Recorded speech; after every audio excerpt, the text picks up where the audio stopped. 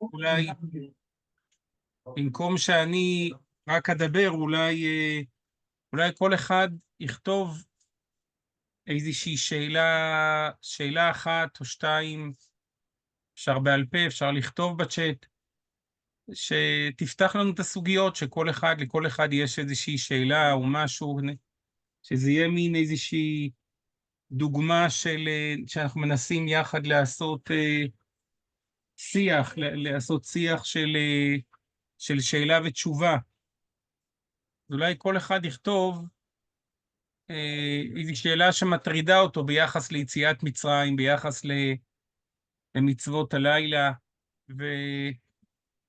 ונוכל איכשהו אולי לנסות לבנות משהו.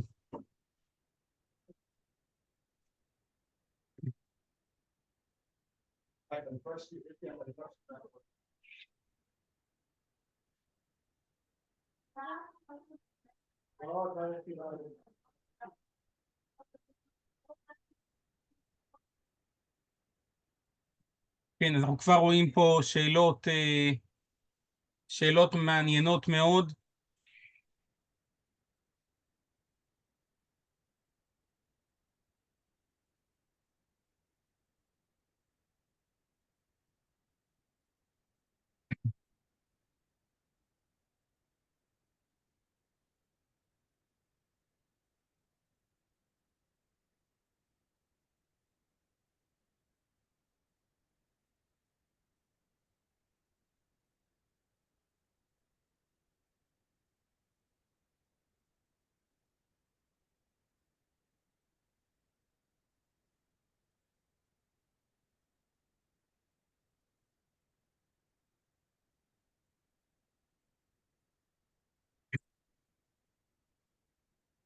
כן, אז נתחיל לקרוא את השאלות ונראה, אני מאמין שחלק מהשאלות יחזרו על עצמם באיזושהי וריאציה.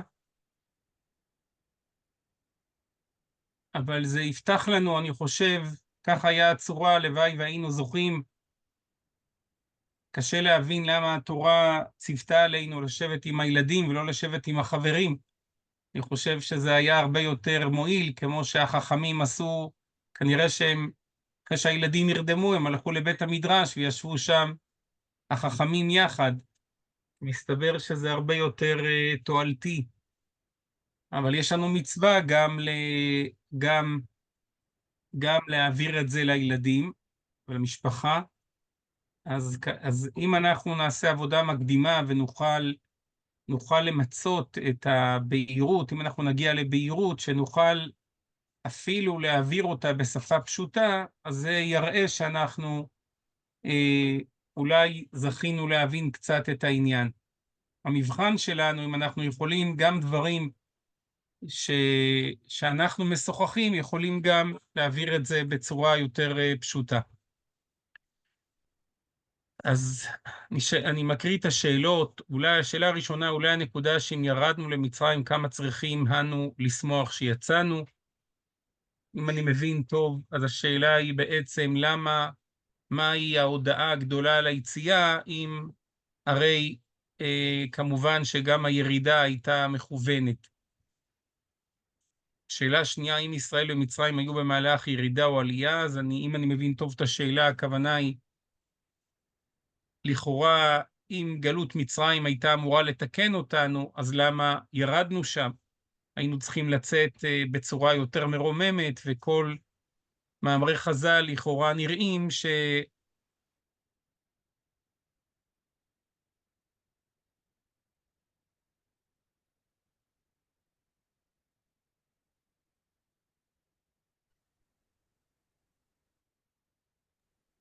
שאלה הרביעית, זאת אומרת, היו במ"ט שערי טומאה, אבל באו לשם גם לתיקון. טוב, אז בעצם זה המשך הסבר לשאלה הקודמת. מה מיוחד בזכר ליציאת מצרים של פסח יותר משבת ושאר מועדים? מה התשובה לבן החכם, אין מפטירים אחר הפסח, ומדוע בהגדה לא מזכירים את התשובה הכל כך ברורה שמוזכרת בתורה, אם אפשר להרחיב גם בזה בביאור התשובה. כן, זו באמת שאלה חשובה מאוד. האם אפשר לתת הסבר על ד' כוסות?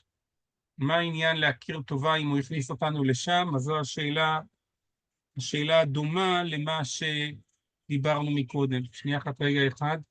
הלו? מה פירוש מחכים? לא, אני עכשיו התחלתי זום בזום השני. אז אתם יכולים להיכנס לזום השני? טוב, הכל טוב. רק אני אפתע את הרב.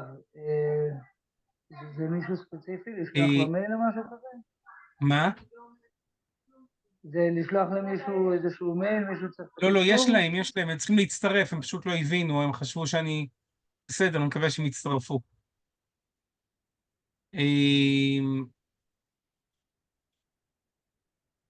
שאלה נוספת, גלות מצרים, מה עניינה? אז אם אני מבין את השאלה גם פה, הכוונה היא פירוש מה עניינה, כלומר, למה היינו צריכים לעבור תהליך כל כך ארוך עד היציאה? מה הייתה המטרה של גלות מצרים? זו שוב שאלה דומה. מדוע דווקא על ניסי יציאת מצרים יש מצווה מיוחדת של והגדת לבנך? מה המסר המרכזי שצריך להעביר בליל הסדר? וואו, זו כבר שאלה קשה, שאלה צריכים לסכם בסוף את המסקנות. האם שייך תיאורטית שהתיקון השלם היה בלי גלות מצרים? כלומר, הסבל היה תיקון על חטאים. אני לא כל כך מבין את השאלה, השאלה לא מספיק ברורה לי.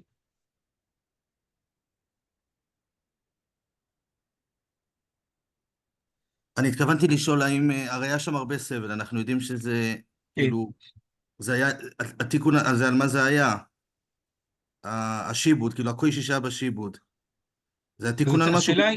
אז השאלה היא שוב פעם, שאלה דומה למה ששאלו מקודם, למה היה צורך בגלות? כן. כן. כיצד איסור אכילת חמץ משתלב עם העניין של יציאת מצרים? מה העניין של מתחיל בגנות ומסיים בשבח?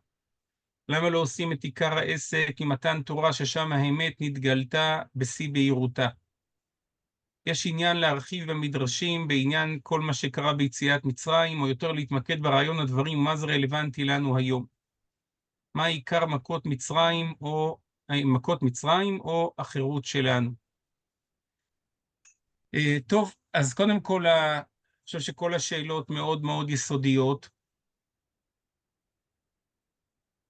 וכולם בעצם שאלות, אפשר להגיד שאלות שמראות לנו כמה הצורך תמיד, ובליל הסדר בפרט, תמיד לחתור אחרי הנקודה העיקרית.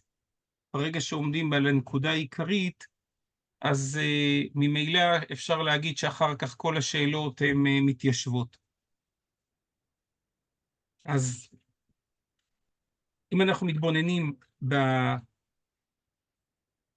בהגדה, אז שימו לב שהמבנה של ההגדה הוא כל ההתחלה שלו, אפשר לומר, אני אומר את זה גם כהערה מעשית, שכאשר אנחנו אומרים את ההגדה אפשר להתעכב הרבה בחלק הראשון, אבל לעניות דעתי זה לא כל כך כדאי, כי החלק הראשון הוא פתיחה. ואת הפתיחה צריכים יותר להסביר ולהתקדם איתה. כלומר, מה אני מתכוון פתיחה? ממש מאלח מעניה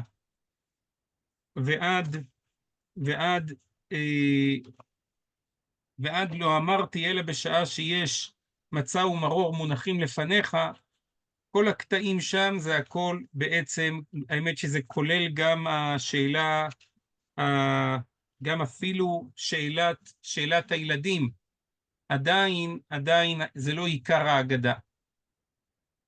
זה הכל פתיח להסביר את מעלת מצוות הסיפור, וראיות לכך, ומה יהיה בימות המשיח, והאם חייבים גם ביום ובלילה, מתי עיקר הזמן של המצווה, הכל זה פרטים בקיום המצווה. אבל כשמגיעים אל הלב של הסוגיה, זה סך הכל, הייתי אומר, 3 פרקים לעיכוב, אולי 4 פרקים מעכבים. דהיינו, מתחילה עובדי עבודה זרה היו אבותינו, ברוך שומר הבטחתו לישראל, ואיש שעמדה. זה החלק המעכב הראשון, ואחר כך כל שלא אמר 3 הדברים הללו, לא יצא ידי חובתו. כלומר, עיקר מצוות הסיפור היא, כמו שאומרת המשנה, מתחיל בגנות ומסיים בשבח. זה מכאן, מתחילה עובדי עבודה זרה היו אבותינו. אז מה הנקודה שהתורה רוצה לספר לנו? מה היא רוצה? מה גדר מצוות הסיפור? מצוות הסיפור היא לתת לנו את הרקע של כל מה שקורה כאן. כמו שאנחנו רואים בסוג השאלות הספונטניות שעולות, בעיקר חסר לנו את הרקע לעניין. הרקע לעניין בעצם בא ונותן לנו, ברגע שהרקע בעיר, אז כמעט אפשר להסביר מיד כל השאלות מתיישבות. הרקע אומר לנו, תבין שהקדוש ברוך הוא רצה להופיע בעולם כמקיים ברית השם עם ישראל, וכל סיפור יציאת מצרים זה לא סיפור שבא לספר איזושהי ישועה או הצלה, אלא סיפור יציאת מצרים, א', זה סיפור שהוא, אפשר להגיד, די מאוחר בהיסטוריה, דהיינו כבר סיום מסוים של דברים. הוא לא סיפור מתחיל, אלא סיפור, אפשר להגיד, אפילו מסיים. אחרי שיש את כל ההיסטוריה של מאברהם אבינו, זה מה שאנחנו הולכים כעת לספר, ויקח את אברהם אביכם מעבר הנהר, אם אתה מתחיל לספר משם, אז תבין למה ירדנו למצרים, ולמה בבוא העת יצאנו ממצרים. כל התמונה הזאת מתבארת ממילא. אז מה בעצם הסיפור? הסיפור הוא נשאלת השאלה למה חז"ל לא ביקשו מאיתנו להתחיל כבר מהאדם הראשון, כי אדם הראשון זה היה לפני כריתת הברית, ואנחנו מתחילים לספר את הסיפור של רצון השם המוכרח בעולם. מהרגע שרצון השם התחיל לקבל תוקף של קשר של שמו הגדול עם המין האנושי. מהרגע שהקדוש ברוך הוא כרת ברית עם אברהם אבינו, זה הרגע המשמעותי שאותו אנחנו רוצים היום לפרסם. ואם נשאל שאלה, אז למה אנחנו לא מספרים רק את זה? נספר אולי רק את הסיפור הזה ולא נספר את הסיפור של יציאת מצרים? אז צריכים גם את הרקע ושצריכים גם את הגילוי. אלמלא שאנחנו לא יכולים לספר סיפור לילדים שלנו מכוח מה ושמי השם לא נודעתי להם. כיוון שאצל האבות שם השם לא נודע, אנחנו צריכים לספר את הסיפור מהרגע שהוא נודע, וכיוון שהוא נתפרסם ונודע ביציאת מצרים, אז זה הזמן שבו אנחנו מפרסמים, זה הזמן שהוא באמת סיפור מרשים, סיפור משכנע, שמספרים לילדים, בוא ותבין את משמעות הסיפור, זה בעצם המסר. אני רוצה להגיד אולי הערה משלימה, כשהתורה מדברת כל כך הרבה על זכור את היום אשר יצאתם מארץ מצרים מבית עבדים. פעמיים ביום יש לנו מצווה, שהיא ודאי רק מינימום, לזכור את יציאת מצרים. למען תזכור את יום צאתך מארץ מצרים כל ימי חייך. וליל הסדר, כמו שאומר הרמב"ם, זה אותה מצווה עם הרחבה בגדרי הסיפור. אז האם יעלה על הדעת שהתורה מבקשת מאיתנו לספר, הכוונה היא את הדברים הידועים, לספר את הדברים המפורסמים? תתארו לכם שהייתה מצווה להגיד כל יום פעמיים פסוק בתורה. אז הייתם אומרים, אם גזרה היא נקבל, אבל לקרוא לזה זיכרון, לקרוא לזה זכור, הרי מה פתאום שאנחנו נשכח? הרי הרי זה ודאי, אפילו אם זה היה רק משהו פרטי בתורה, אז לא היינו שוכחים את זה. קל וחומר, זה אירוע כל כך גדול, אבל כאן כל מצוות התורה, כולם התורה קשרה אותם בסיבת זכר ליציאת מצרים. אז איך אפשר לבוא ולומר שהתורה תצווה לזכור כל כך הרבה, ריבוי כזה גדול, דבר שאין לנו שום סיבה לשכוח אותו? חייב להיות שיש כאן נושא שיש נגדו מאבק, על דרך מה שדיברנו גם בזיכרון עניין עמלק. אמרנו, כל מקום שהתורה מדברת על זיכרון, התורה באה להגיד לנו, תילחמו נגד דבר שבא ואומר, ההפך, אתם צריכים להעמיד את האמת. אז אם התורה כל כך הרבתה בזכר ליציאת מצרים, וחייב להיות שהמלחמה פה היא המלחמה הכי קשה, שאם אתה לא מברר את הסוגיה, אתה תשכח אותה.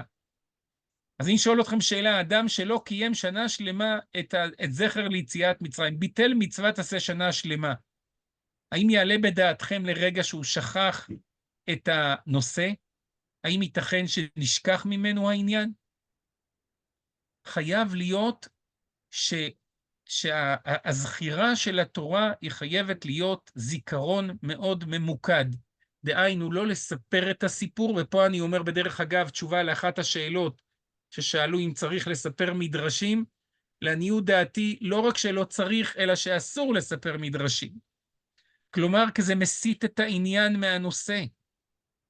כשאתה בא ואתה מספר את הפרטים, הלילה זה לא ליל מצוות תלמוד תורה סביב נושא יציאת מצרים. הנושא הוא היום, והגדת לבנך ביום ההוא. תגיד לו משהו. אגדה זה מסר, אגדה זה לא לספר לו את מה שהוא למד בחיידר בחומש, ואת מה שמעולם הוא לא ישכח, לעולם הוא לא ישכח, אלא תגיד לו מה הסיפור אומר לך. זה נקרא לספר סיפור. כשאני בא ומספר לילד שלי, נגיד, שנייה, כשאני בא ומספר, נגיד, לילד שלי את סיפור השואה, נגיד, אז אם אני מספר לו איזה סיפור מרתק פרטי של סבא רבא או של סבא מה שהוא עבר, טוב, זה תמיד מרתק. אבל אם אני אומר לו, חוזר על הסיפור הידוע שכך וכך אירע, אז אני לא סיפרתי לו, את זה הוא יודע. אבל אם אני אומר לו, בואו נתבונן מה הסיפור הזה אומר לנו. מה אומר לנו? אולי נשאל שאלה, מה קרה פה? מה פתאום הייתה כזו שנאת ישראל גדולה? מה קרה? אז פתאום הוא מקבל תובנות. פתאום הסיפור הזה מחכים אותו, הופך אותו להיות, וואו, אני לומד מזה דברים. זה מחכים אותי, זה מבגר אותי. אז זה נקרא והגדת לבנך. אבל לספר את עצם הסיפור בעצמו, לא סיפרת כלום. לא אמרת לו כלום חדש, לא חידשת לו כלום, ולכן הצורה היא נראית לא כל כך מוצלחת. כי הילד אומר, אני לא מבין מה התכנסנו פה, הכל ידוע לי מראש. אפילו, אין לי אפילו שאלות מרוב שהדברים כבר ידועים לי מראש, מה הולך פה להיות הסיפור. אז אם אנחנו לא מצליחים לגעת בנקודה שאותה התורה רוצה ללמד אותנו, אז לכאורה לא הצלחנו לבצע את המצווה. המשנה אומרת את זה במילים מאוד פשוטות, לפי דעתו של בן אביו מלמדו. לפי דעתו של בן, הכוונה היא, אם זה מסר, אם זה סיפור עובדתי, אז לא שייך להגיד בזה לפי דעתו של בן. ולא שייך להגיד כנגד 4 בנים דיברה תורה, כי כל בן ישמע את הסיפור באופן טבעי, ויקלוט אותו בכלים שלו. אבל אם אנחנו באים ואומרים שיש כאן מסר, המסר הוא ודאי מתקבל כל אחד לפי עומק דעתו. אינו דומה אחד, אם זה מסר, המסר הוא מסר עמוק מאוד, שיש בו הרחבה, ומהילד הכי תם, או שאינו יודע לשאול, גם הוא צריך לקבל את המסר הזה, לבין הילד החכם הגדול, שהוא יצליח להוציא מזה עוצמה עצומה של המסר. אז כל זה אני אומר, אני רוצה עכשיו לנסות לגעת במסר, ואחר כך בעזרת השם נראה איך אנחנו מרחיבים אותו, וכמה אפשר גם כל המרבה לספר, הרי זה משובח, אם זה לספר עוד מדרש נעלם ששנה שעברה לא שמענו עליו, אתה לא הוספת כאן בסיפור יציאת מצרים, אתה הוספת כאן ידיעות בדברי אגדות חז"ל. אבל להרבות, כל המרבה לספר, הרי זה משובח, כל המרבה להוציא מהסיפור את גודל העניין, להרחיב את הדרוש, זה נקרא כל המרבה לספר. אז אני מנסה, מישהו רצה משהו, שאלה באמצע עניין חשובה, או שאני יכול להמשיך?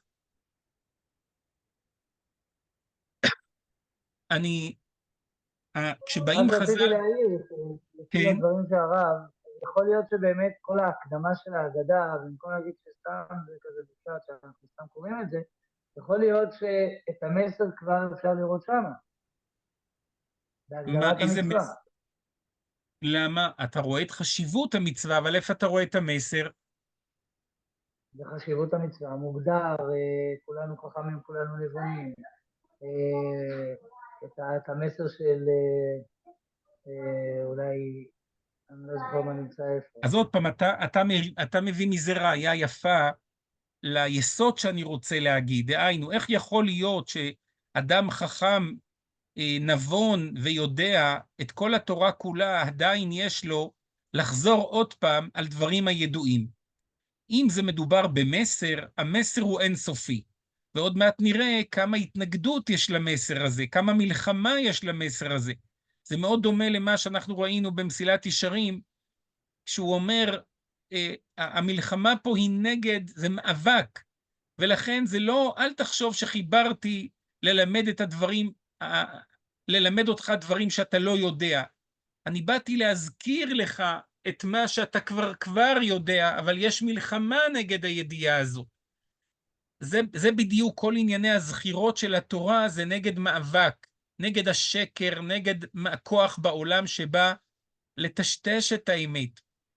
אז יש מסר עצום ונורא שיוצא מהלילה הזה, והוא באמת צריכים להעמיד אותו בצורה מאוד מאוד עמוקה, הכי ברורה, ואחר כך, אחרי שבליל הסדר הוא יהיה ברור, נוכל על ידי זיכרון פעמיים ביום לכל הפחות לרענן אותו, וכמה שנרענן אותו אנחנו נראה שאנחנו יוצאים מחוזקים. אני אגיד אולי סימן, דהיינו, מי שישאל את עצמו, האם ליל הסדר הוציא אותו בחיזוק, או שהוא נשאר אותו בן אדם? אם הוא נשאר אותו בן אדם, והוא רק, אם הוא יודע היום איזה מדרש שהוא לא ידע קודם, אני לא הייתי מגדיר את זה שהוא גבה. הוא בסדר, יש לנו הרבה מה ללמוד בעזרת השם שנזכה עד 120. אבל אם המסר הגביע אותו, זה נראה זה ראיה שהוא יצא ידי חובה. וכמובן שאם זה הגביע אותו, אז זה הגביע את כל הסביבה שלו. כי העולם קיבל הסתכלות חדשה על החיים, וודאי הצלחנו להסיר כמה מחיצות שלצערנו לא מספיק ברורות לנו.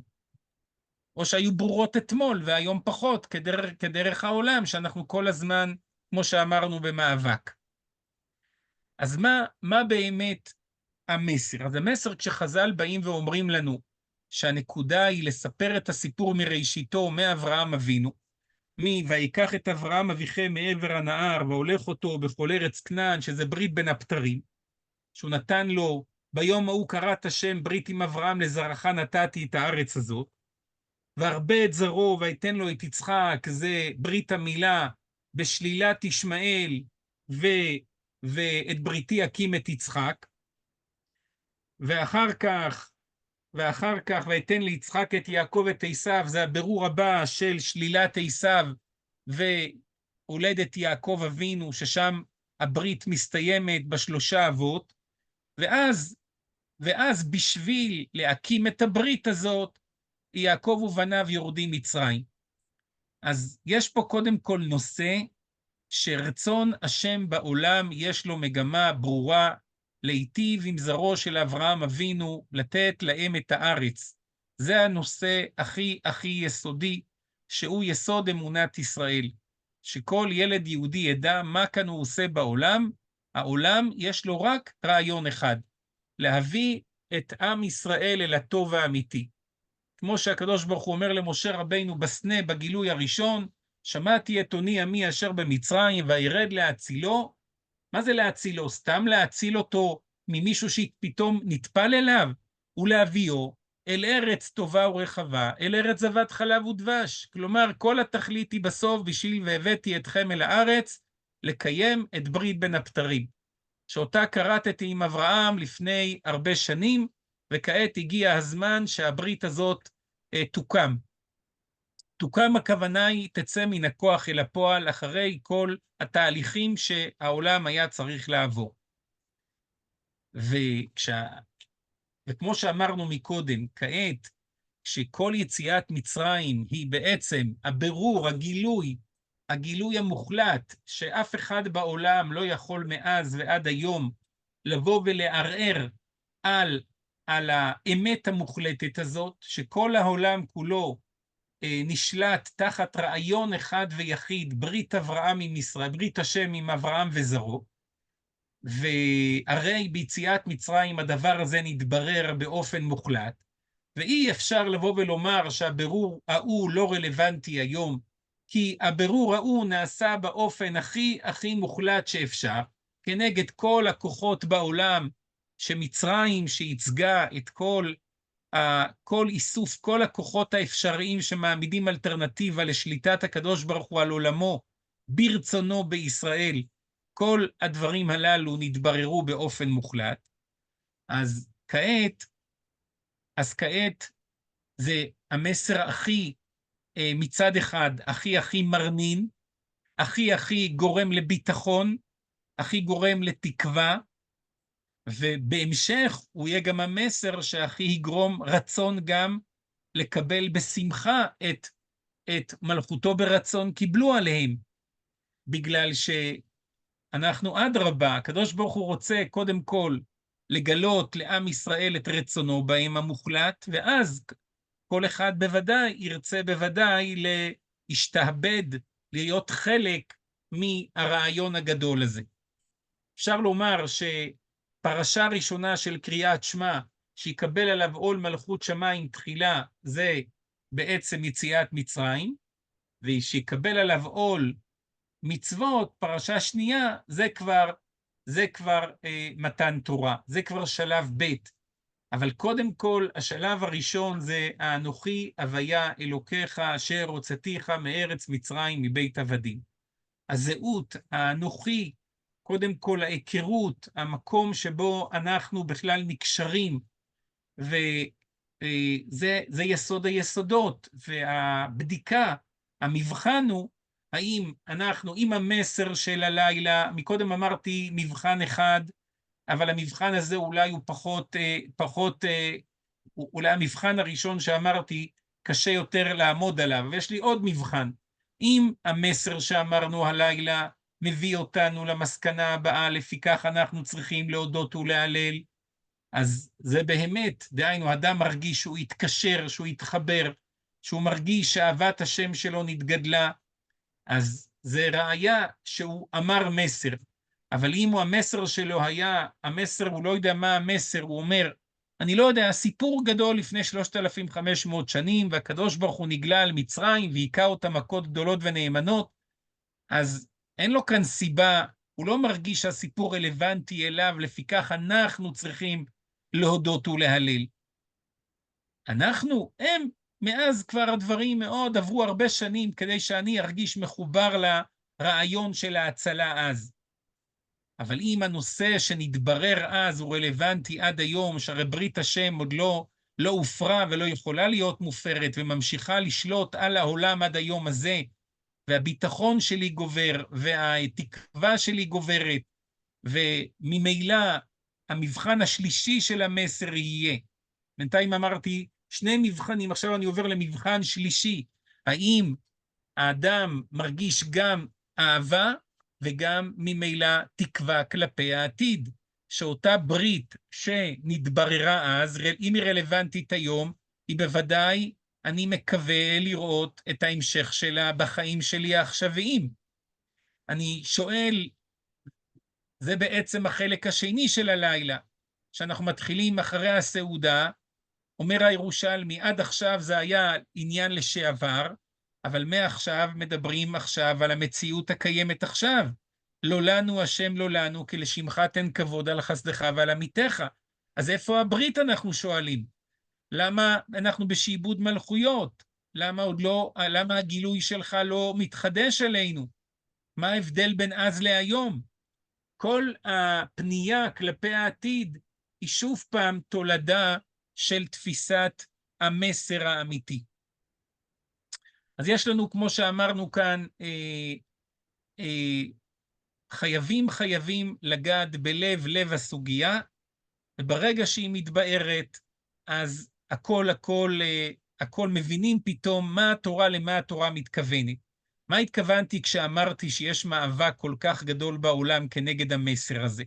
תתבוננו ותראו, מה המלחמה הכי קשה של הסטרא אחרא במשך 2000 שנים האחרונות? שתי דתות ב2000 שנים האלו קמו שהעמידו אלטרנטיבה לעם ישראל, שזה האסלאם והנצרות. על מה הם מבוססים? על הפרת ברית השם עם ישראל.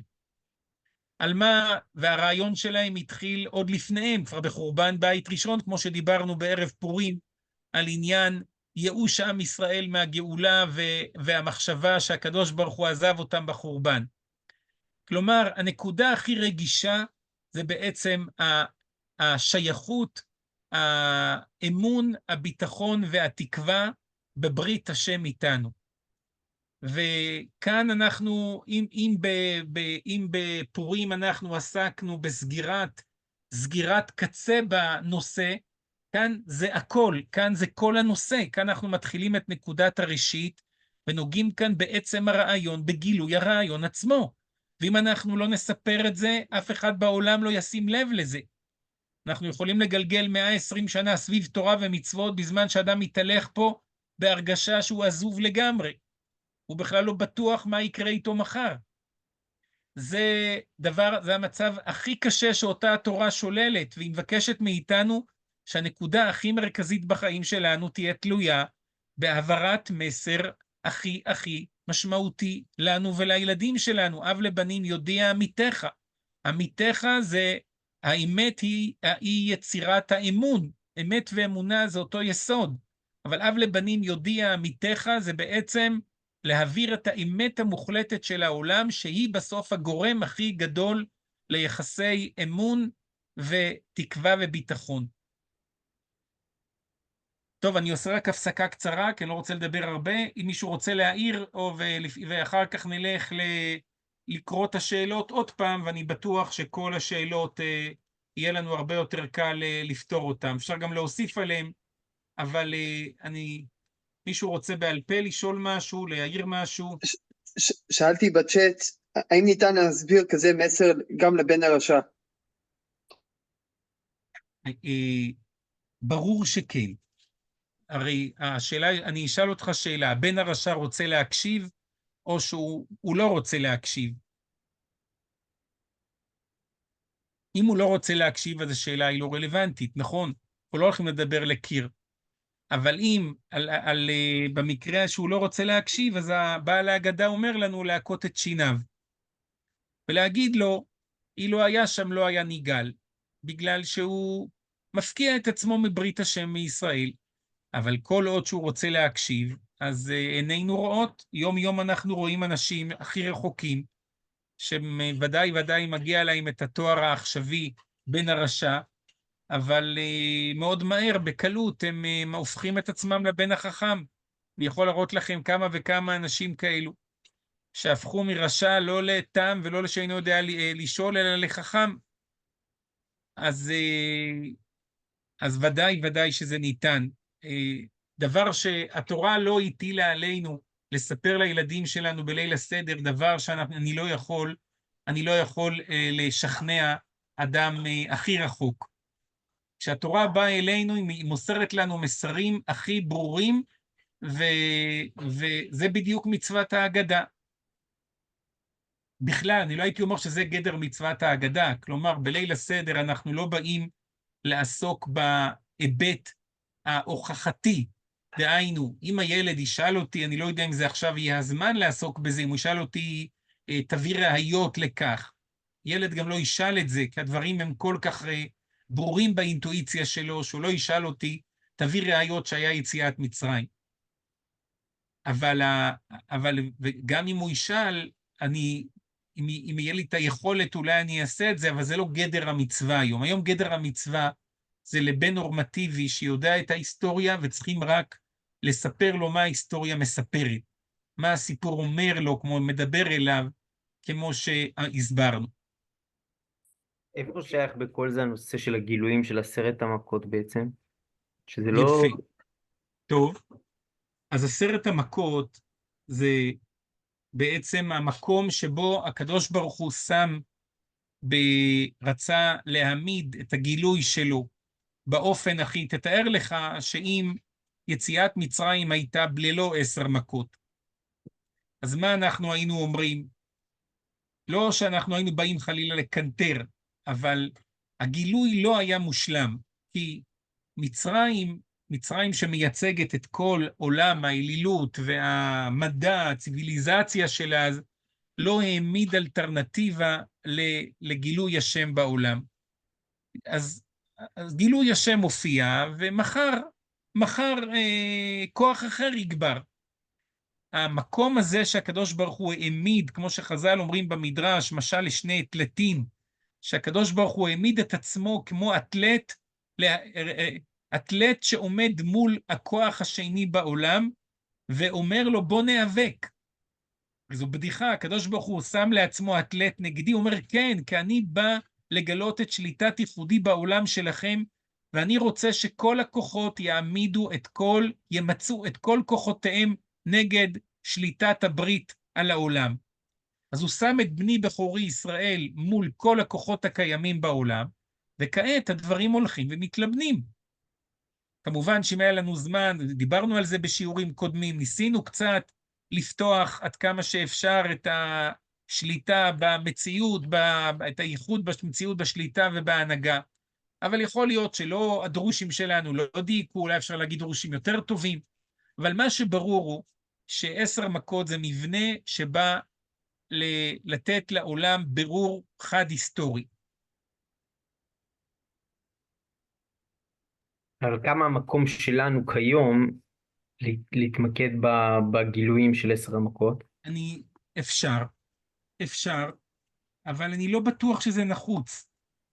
כי ברגע שאנחנו נבין את עוצמת הגילוי, נתאר את עוצמת הגילוי לא כסיפורים בעלמא, אלא כסיפורים שהם הוכיחו את ברית השם במקום הכי גדול בעולם. שם הקדוש ברוך הוא נגלה כמקיים בריתו עם עם ישראל, ולא היה כוח בעולם שעומד כנגדו. אפשר להגיד את המסר, אם הילד ישאל שאלה פרטית, אפשר לנסות לפרט, אבל נראה לי שאין לנו אפילו זמן אם אנחנו רוצים להרחיב. הלילה הוא לא כל כך ארוך, הלילה הוא קצר מאוד. וכלפי והגדת לבנך, הדברים צריכים להיות מאוד מאוד מסודרים. כלפי מה שאחר כך אפשר לשבת החכמים ביניהם וללבן, את זה אפשר כל הלילה. אבל כלפי המסר הוא, נראה לי שהוא די ברור. איפה אפשר להוציא מסיפור יציאת מצרים נגד הטענות שמסתובבות בעולם היום, של הכסף נמאס וכולי? הם טוענים, חטאתם, זה היה לפני החטא, אחרי זה יש חטא נוסף. כן. לפני מתן תורה היה מצוות, חטאתם, גמרנו, איפה מציאת מצרים רואים שלא כך? כן, אז אני שואל, כשהקדוש ברוך הוא נגלה, דבר ראשון, אפשר לענות על השאלה הזאת משני היבטים. היבט אחד, מעצם סיפור יציאת מצרים עצמו, ואפשר כמובן לסגור את זה יותר חזק, יותר הרמטי, אחרי מתן תורה. דהיינו, כשקיבלנו כבר את ספר בראשית, ואנחנו יודעים כבר את כל הבריתות שנחרטו עם אבותינו בספר בראשית. אבל אם אפשר להסתכל על זה כמו מצרי שעומד ומסתכל ורואה את יציאת מצרים עצמה, ואפשר להסתכל על זה כיהודי שאומר, יודע במסורת הקבלה למה הקדוש ברוך הוא מופיע כעת במצרים לקיים את הברית, ויאמן העם כי פקד השם את עמו, ובוודאי הייתה להם כמו לא פחות מאיתנו היום, הייתה להם מסורת שהם עומדים להיגאל והם צריכים להיגאל, ועל זה הם נשתפכו שהם באמת נתנו אמון למשה רבינו שהנהגת הגאולה אכן מתחילה, אבל אחר כך הם קיבלו את ספר בראשית למחרת מתן תורה, והם ראו קיבלו בפרטות את כל הבריתות. אז מי שמסתכל על האירוע עצמו, הקדוש ברוך הוא בא ואומר למשה רבינו, אני כעת מגיע להקים את בריתי עם אברהם, יצחק ויעקב, ולהוציא את בניי ממצרים, ואין לנו סיבה פה לתלות, לבוא ולומר שהרצון, מי שיסתכל על זה רק כנקודת התחלה, אז אולי הוא יכול לטעון, הוא בחר בהם, למה הוא בחר בהם יותר ממצרים? מה קרה? איזה מעשים טובים הם עשו? מה קרה? למה הוא בחר בעם הזה יותר מה הוא רוצה מהמצרים? מה קרה? הרי אם הוא היה בא פה רק להציל השוק מיד עושקו, אז היינו אומרים, בסדר, הוציא אותם ונהלם. הרי השם הולך לפניהם יומם. מדובר פה בכל יציאת מצרים, זה רק שלח את עמי ויעבדוני, ובני בכורי ישראל, ואני נקרא אלוקי, העברים נקרא עלינו, וכל המסרים וכל הנושא, וכבר מתחילת 10 מכות, הקדוש ברוך הוא אומר שהיציאה תתברר במכת בכורות, כי אתה בני בכורי ישראל, ולכן אני הולך להרוג את בנך בכוריך. כל הנושא הוא לברר את עניין האהבאות שלו על האומה הזאת. אז כל אחד אומר, המצרי היה צריך לשאול, מה קרה? אני לא מבין מה קרה. מה כאן העניין? מה העניין הגדול שהוא רוצה בעם הזה?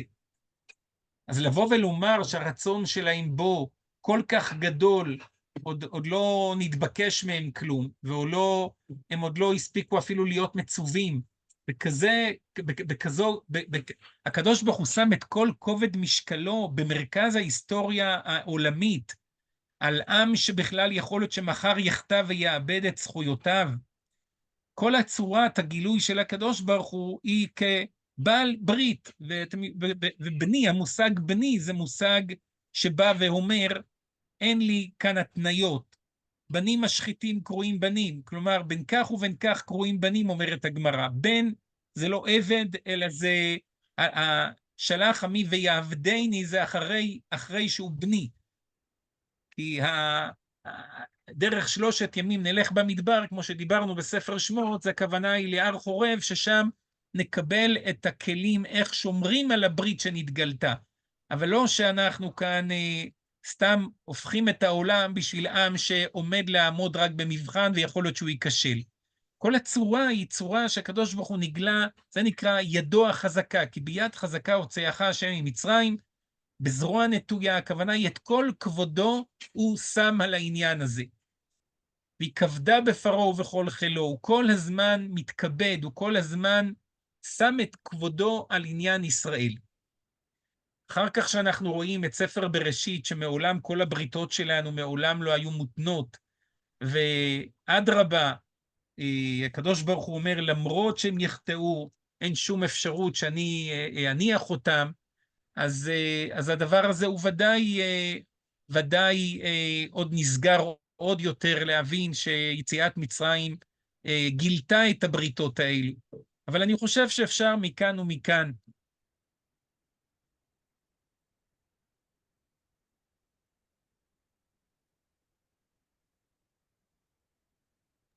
הרב, אם אפשר לשאול, זה לא שאלה, אבל איזשהו קושי. הרי ילדים זה עם חסר סבלנות, גם מבוגרים. אנחנו מדברים על ביטחון בגאולת ישראל. ובאיזשהו שלב, כאילו, ילד מרגיש, כאילו, הרי אין לנו שום ביטחון שזה, הילד לא מרגיש ביטחון שזה יהיה בזמן הקרוב או בימיו, כשהוא, עכשיו, אולי יש תהליכים גאוליים, אבל ודאי עם ישראל בכל הגלות, איך זה חיזק, כאילו, איך זה תפס אצל היהודים? אתה מתכוון, אם אני אתרגם את השאלה שלך יותר... איך הלילה זה אולי לשמח? לילה שמקרין את הביטחון הכי גדול, ששם הוויה, סיבת המציאות, מוכרח המציאות, עומד לימיננו, והוא לקח עלינו חסות מוחלטת. וכל העולם עומד רק תהליך אחד ארוך, להביא את ברית השם איתנו, ולהביא את כל טובו אלינו. עכשיו אתה שואל אם אני הבנתי מהשאלה שלך, אתה אומר, היום אנחנו כבר, ברוך השם, רואים אור בקצה המנהרה, נקווה שאנחנו באמת אכן, שהילדים שלנו יתרגמו את זה אכן כך, אבל מה עשו יהודים שהיו בתוקף הגלות?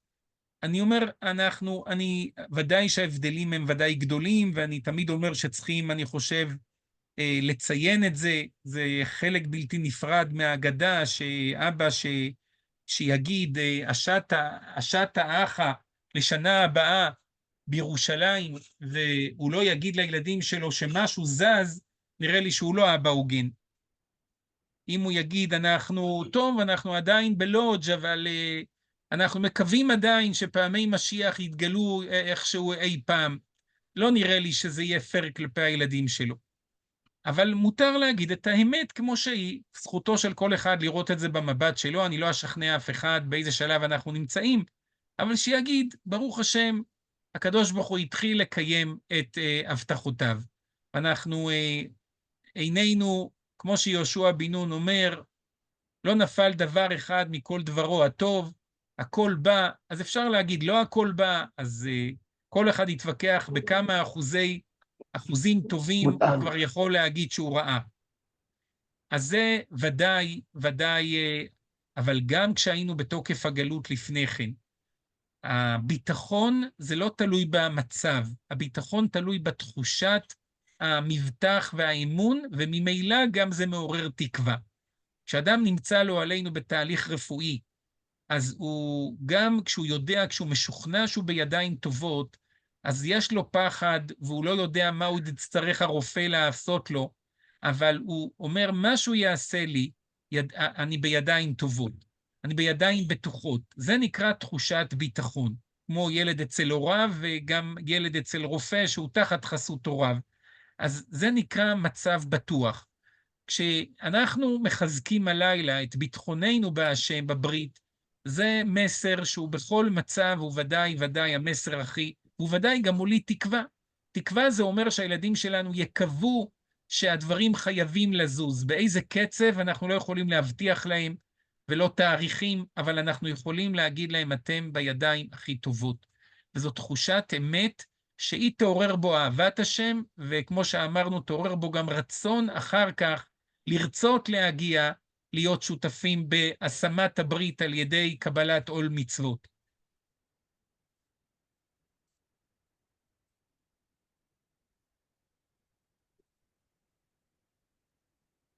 כאילו הרב עכשיו הזכיר כאן בסוף את העניין שאנחנו יכולים להיות שותפים באהבת הגאולה, בתהליך כאילו.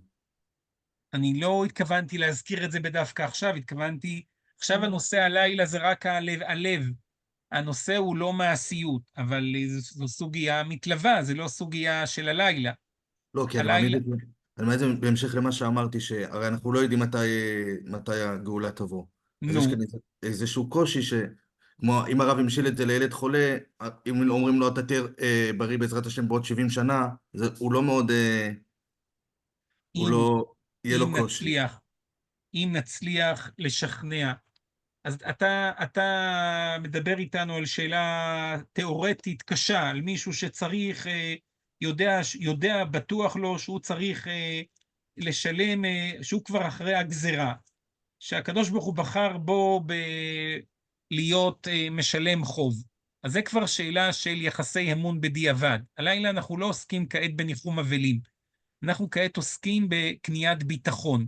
יש גם סוגיה של ניחום אבלים, של אחרי שהאדם כבר עבר את הקושי.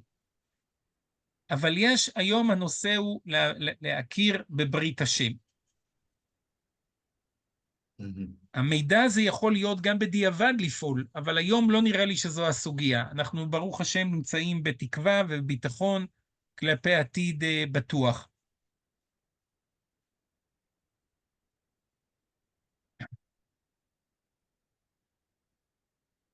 כן, אז אולי נעבור בזריזות רק על השאלות. אני מאמין שיהיו שאלות בתוכם שלא נספיק היום לפתוח אותם, אבל בכל אופן רק את העיקרון. נשאלה פה משניים שאלו שאלה דומה, שהם כיוונו לשאלת הזוהר, למה אנחנו צריכים לשמוח שיצאנו אם הירידה למצרים הייתה יזומה, אז כמו שהדברים פשוטים, שאנחנו לא מדברים על יציאת מצרים כהצלה מקרית, אלא מבינים שהירידה למצרים והיציאה למצרים, הכל זה תחת חסות הברית, ולכן אנחנו רואים את הכל כתמונה אחת גדולה. לא יושבים ועושים היום יום טוב על היציאה ממצרים במובן החלקי הזה, שהיינו במצוקה ויצאנו. האם ישראל ומצרים היו במהלך ירידה או עלייה? גם אחר כך השאלה הוסברה, שאם אם שקענו שם בקלקולים, אז איזה תיקון הייתה בגלות? זו באמת שאלה שמצריכה באמת דיון עמוק מאוד להבין את סוד הגלויות, שזה באמת השאלה הזאת משליכה עלינו גם בגלות שלנו היום, שאנחנו לא מבינים מה כביכול ההנהגה מרוויחה מזה שעם ישראל עובר תהליכים שלכאורה רק מרחיקים אותו מן התיקון. מצירים את רגליו, ממעטים את היכולת שלו להשתלם. הרי הרבי אלכסנדרי אומר, רצוננו לעשות רצונך, ומי מעכב שאור שבעיסה ושעיבוד מלכויות. אז מה אנחנו מרוויחים מהעיכוב הזה? מה הקדוש ברוך הוא מרוויח בהנהגה שלו מהעיכוב שנקרא שעיבוד מלכויות?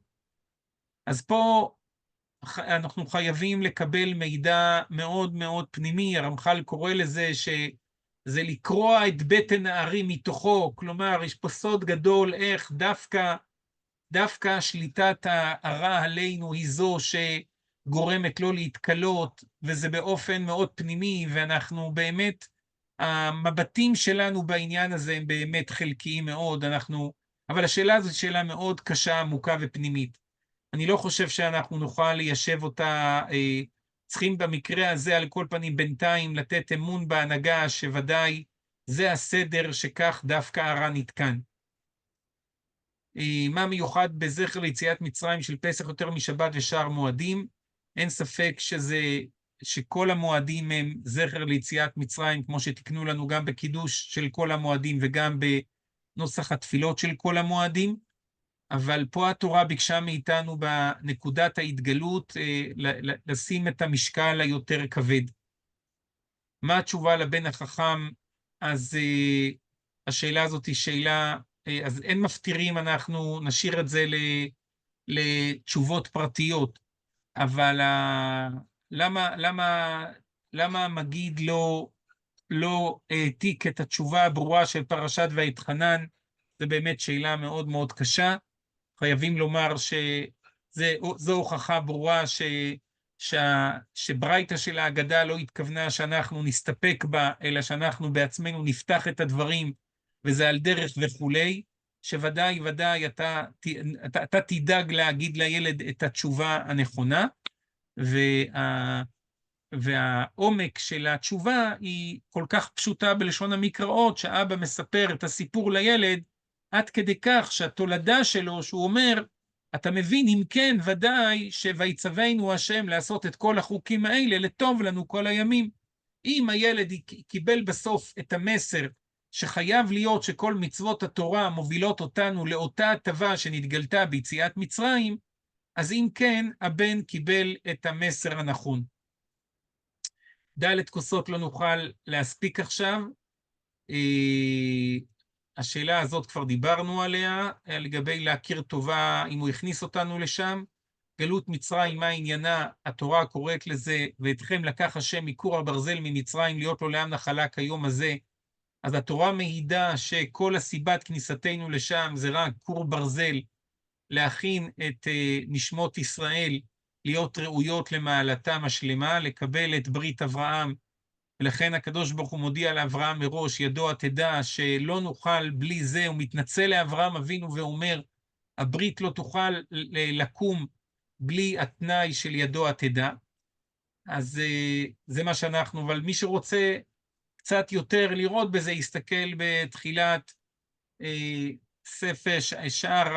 ספר הליקוטים של הארי, שאר הפסוקים של הארי ז"ל בתחילת פרשת שמות, או בשאר הכוונות, תחילת עניין פסח, שם הארי דורש דרושים גדולים ומסביר איך כל גלות מצרים הייתה תיקון לכל קלקולי 2000 תוהו, ולהוציא את 600,000 נשמות ישראל מתוך הפנימיות, מתוך הקלקולים. נדמה לי שדיברנו על זה קצת בתחילת ספר שמות, נראה לי שדיברנו על זה קצת.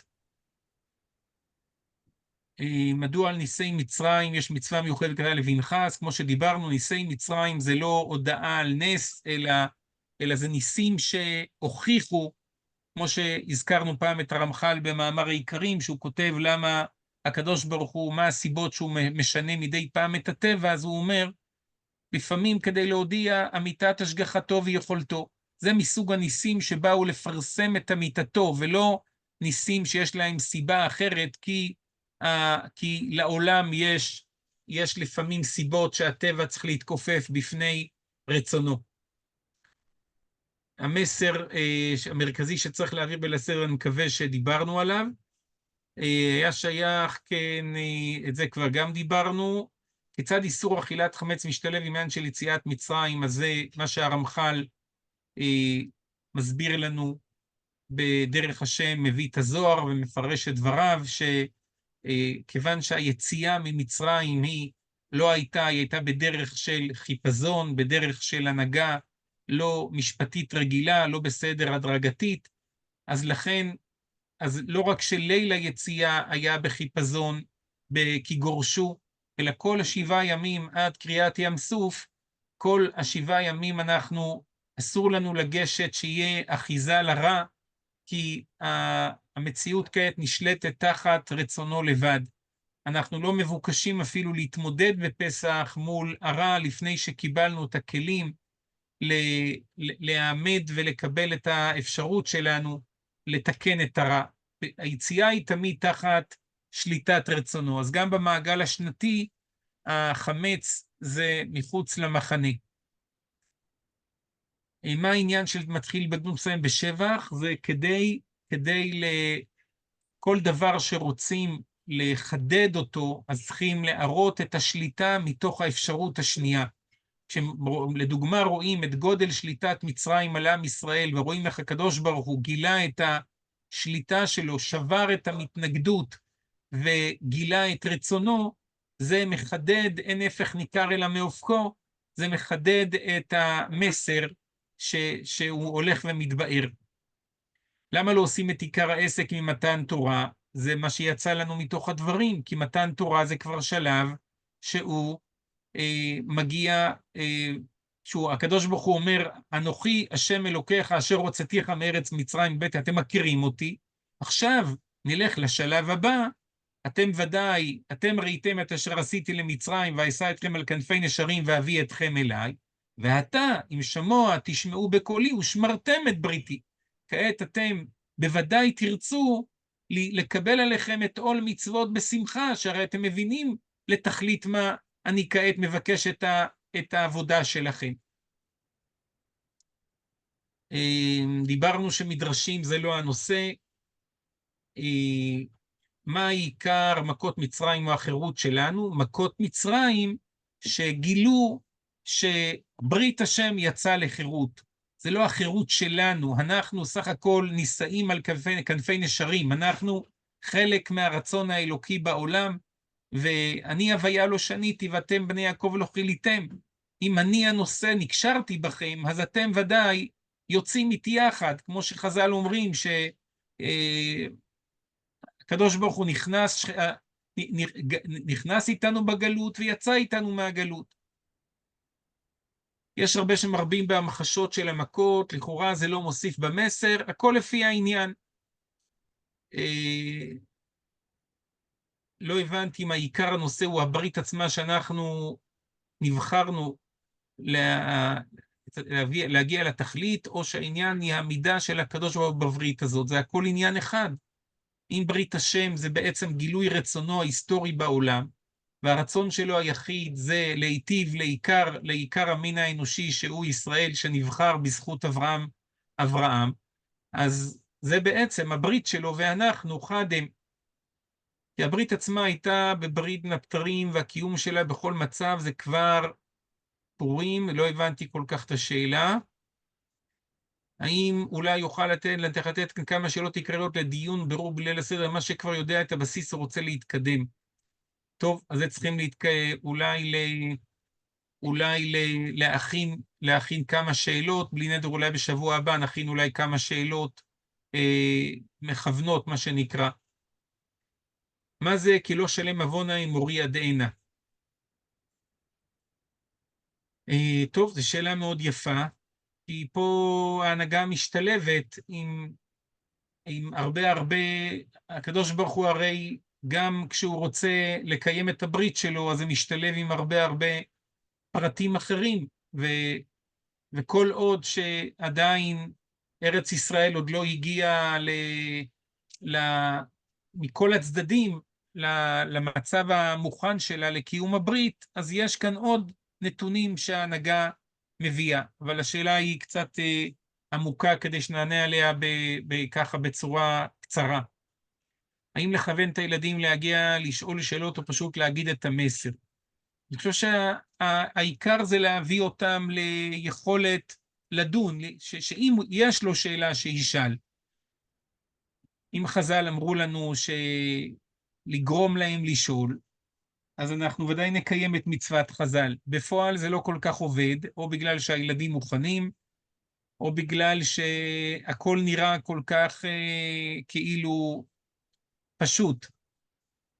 אבל נראה לי שאיך שלא יהיה ברגע שאנחנו נדבר בשפה ברורה, זה יגרום, אני חושב, לשאלות אמיתיות, שאלות שהם עצמם יפתחו יותר את המסר.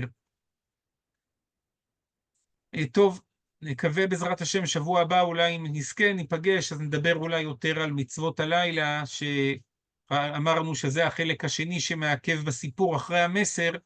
התורה מבקשת מאיתנו שהמסר הזה יתלבש בדווקא יסופר על ידי מצוות הלילה.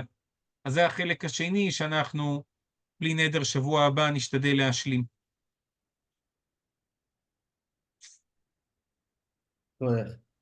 תודה רבה. שבוע טוב, שבוע טוב. תודה רבה. כל טוב לכם, שלום, שלום, שלום. תודה רבה. כל טוב.